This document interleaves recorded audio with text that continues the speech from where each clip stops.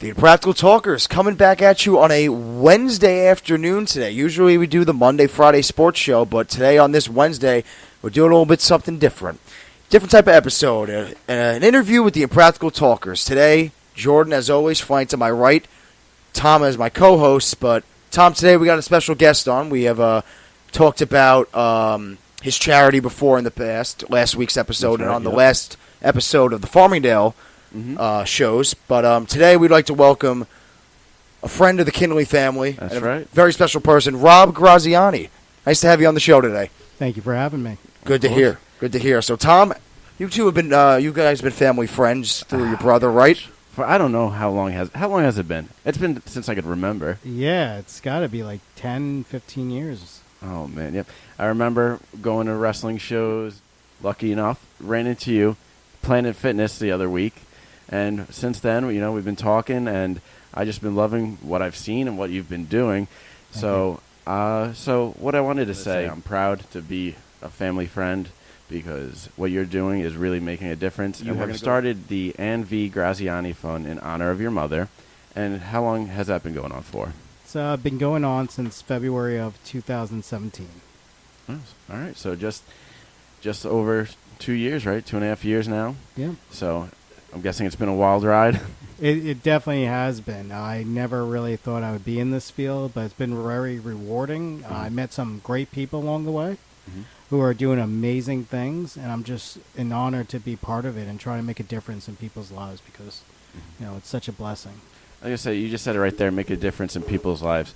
And I know that your mother was a very charitable woman, and if you want to go into that a little bit, what she did. Yeah, she was always about charity, especially disabled veterans, veterans who were in wheelchairs. She felt close to that because she remembers walking before polio struck her. And people who could walk and then lose the ability, she had a close heart to. Also, St. Jude Hospital. She had a thing for orphanages, obviously, because I was adopted from an orphanage in Calcutta. And anything or everything that she could possibly help in, she did. And it didn't matter what age, right? Because I know she graduated Farmingdale at what age was it? 46 years old. 46. That's Never too late to go back to school or do what you want to do in life. Never too late. As you just said, 46 years old. And then graduated Farmingdale State. And then what happened the year after that? The year after that, she got married. And then a couple of years later, I was adopted. So that's crazy. Look at that. And you said it was from Calcutta, India, correct? Calcutta, India. So yeah. what was she doing there? She was very religious, so a devout Catholic. And Mother Teresa did a whole bunch of orphanages for all the children who were homeless, and there was an abundant amount. And my mother felt close to that, and here I am, 38 years later. Yeah, it's crazy how things work out like that. Graduates college at 46, gets married the next year. We say 5 years later, they adopted you.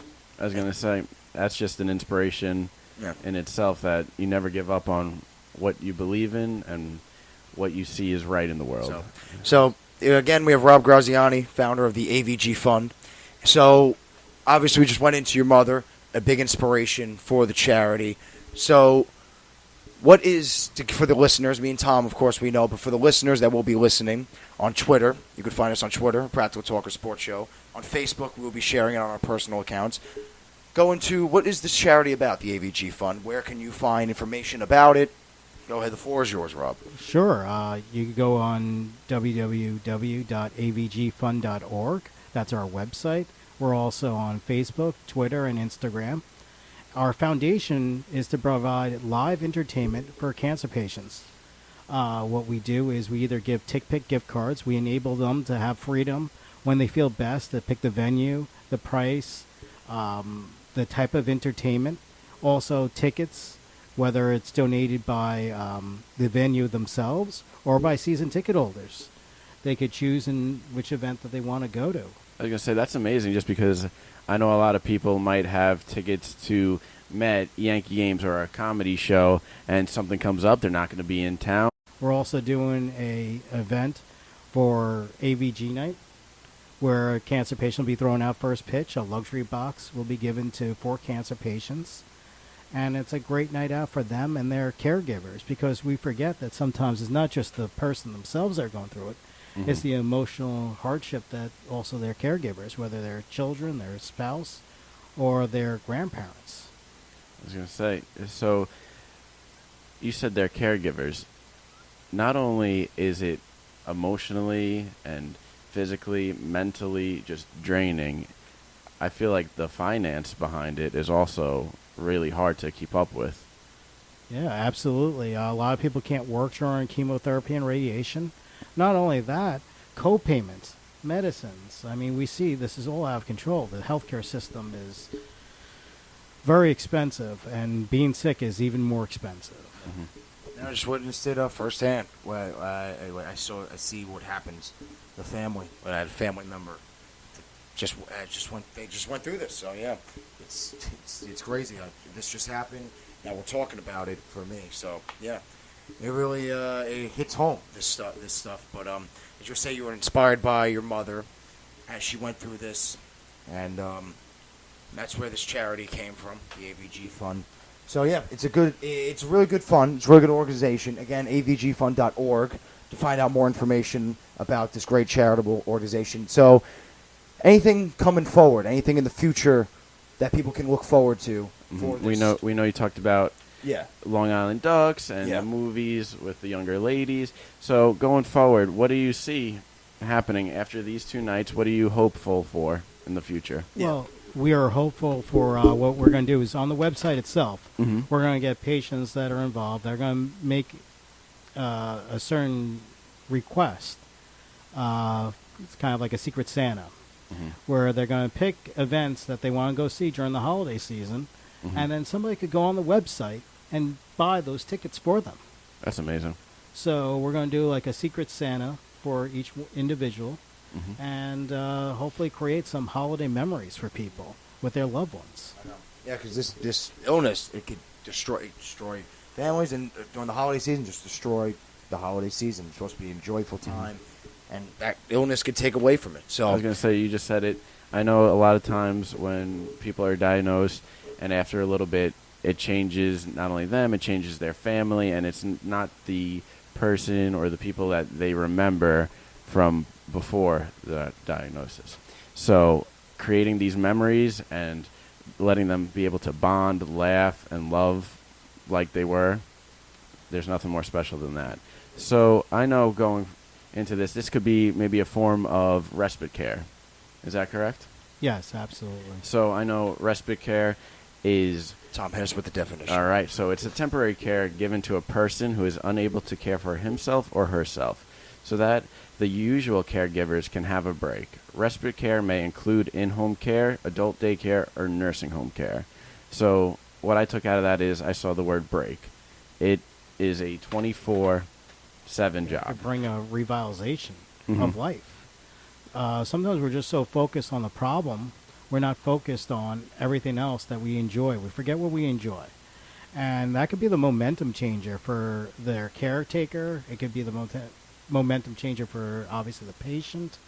And I believe that that's so vital. It's so important. Life is so precious to enjoy life and to enjoy it with the ones you love most, because it's all about creating a memory.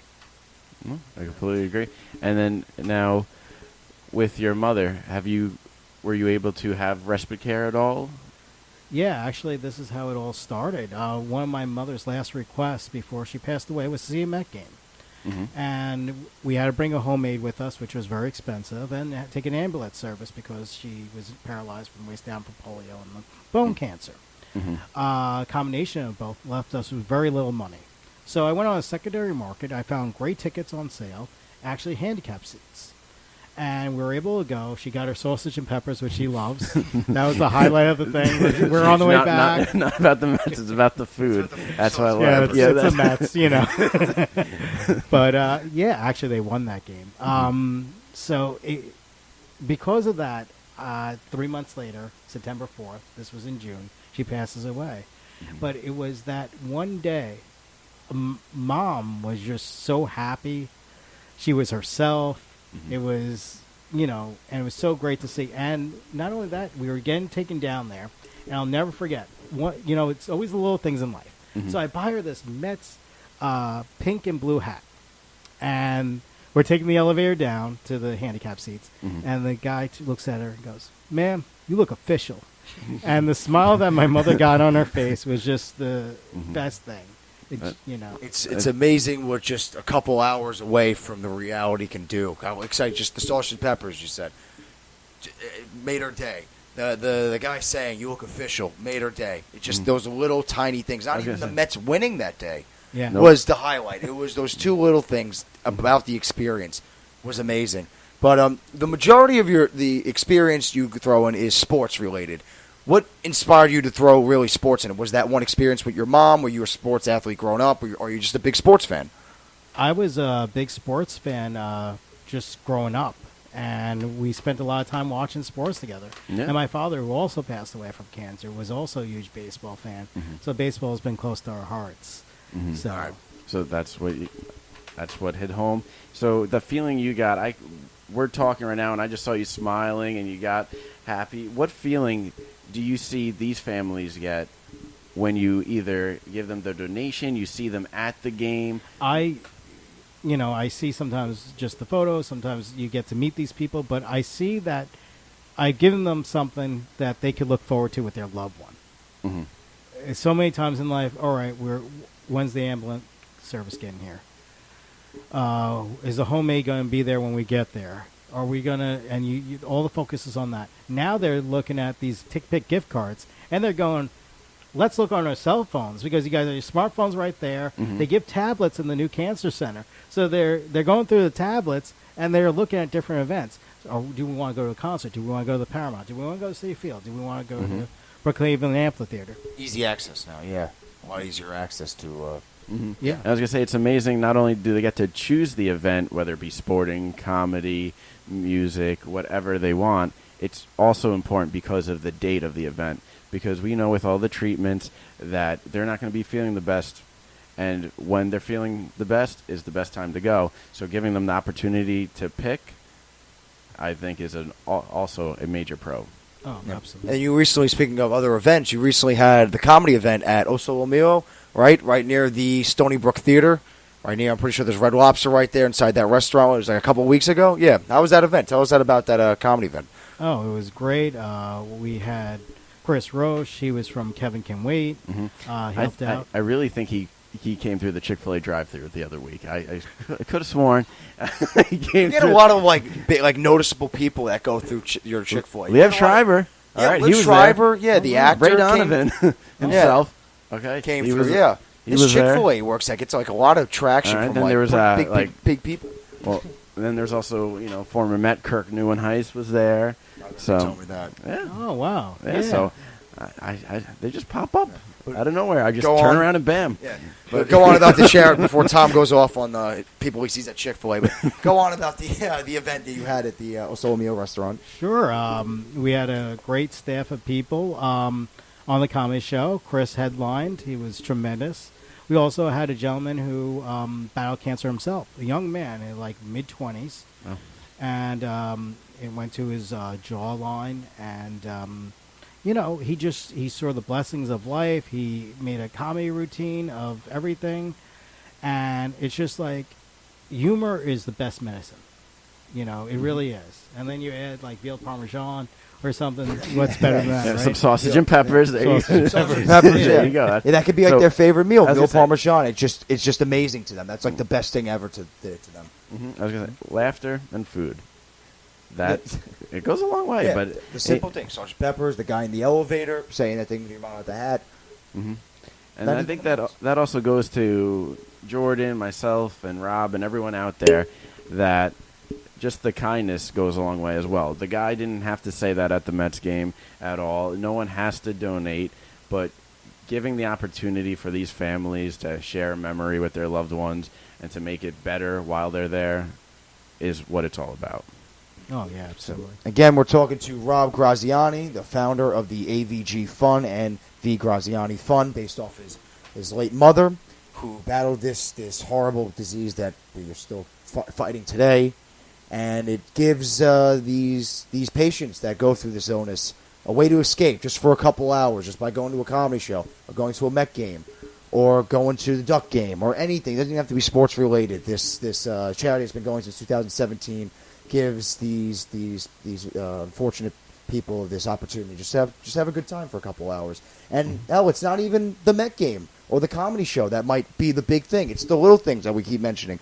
Getting compliment in the elevator, seeing your favorite food get placed in front of you. It's just those little tiny things about that. So again, more information can be found at the avgfund.org website. To go check them out. Yeah. And please see if you have anyone in your family who would like to donate. But not only that, if they have tickets coming up to an event that they're not going to be able to use. So I don't know if this is just locally in New York. Is it for every hospital? Is it just for the Stony Brook area? If you could just go a little bit into that, what are we looking at here? Sure. Right now, we're primarily focused on Stony Brook Cancer Center. Okay. But anybody in different hospitals that may need help, I ask please reach out to us. We love to help you out, work out some type of partnership, and we love to help make a difference in your community. That's awesome. Nice. All right, so you could find information about this great charity from us. We'll be posting from the IT Sports Show Twitter account, which is IT Sports_show. You'll find out information from our Facebook pages, Jordan Luciano and Tom Kinley, which will be shared throughout Facebook through the Graziani Fund's Facebook page. Find us on YouTube as well at the IT Sports Show. Find us on SoundCloud at, again, IT Sports_show to get the charity shared throughout. And Rob, before we let you go, I'm assuming you're a Mets fan. I have sympathy towards the Mets. Okay, all right. So that means he's a traitor. He's a Yankees fan. So Mets or Yankees? I am a Yankee fan. Oh, okay. Oh, all right. boy. So I thought it was the Mets. Okay. So, but seeing the Mets, we'll just stick with the Mets because Tom is a fan. Brought your mother to the Met game. That was the first experience. Completely unrated. We'll just go sports real quick. How do you think the Mets are going to fare for the rest of the year? Big win last night. They're kind of back in it. I think they're one game, maybe two games out of the. They're 2 games. They're still 2 games out of the wild card. How do you think they're looking? I think they make a run. I think they stay towards the end of the season. And they got sustain this? Yeah. The Mets? Why, Jordan? They're not making it. I don't know. It's just they got a long way to go. Still, they got a whole month to go. Them versus the Nationals wild card game. And that'd be fun to watch. It'd be a great pitching duel because if the Mets play the Nationals in a wild card game, it would just be them throwing their starters the whole game. It'd be like Strasburg, Corbin, and then Scherzer, and then DeGrom, Syndergaard, and who else? Stroman, yeah. Matt's in there. So then football, Rob, who do you got? Giants? Giants. Okay, that one we can all agree on except for Jordan. Yeah, no, I'm a Steelers fan. I'm a Pittsburgh Steelers. My dad, I thanked my dad for that one. He grew up a huge Steeler fan. Loved Franco Harris. So, what? That's the one you pick, not What? Troy Polamalu. No, he grew up. Yeah, no, he grew up watching you Frank. were- No, not me. No, me. It's Troy Polamalu. Him is Franco Harris, Hall of Fame running back. So, Giants. How you feeling about Daniel Jones as the quarterback? I like him. You like him right now? Yeah. Were you the ones on draft day that was freaking out, or you were just No, just- I actually I like the pick. you like Danny Jones? Yeah. All right. Yeah. So you think he's going to start this year to start the season, or you think Eli's going to get the week 1? I think it'll be a repeat from 04. It would be Eli, and then Daniel Jones would come in later like in the year. how Kurt Warner was. Yep. Yeah.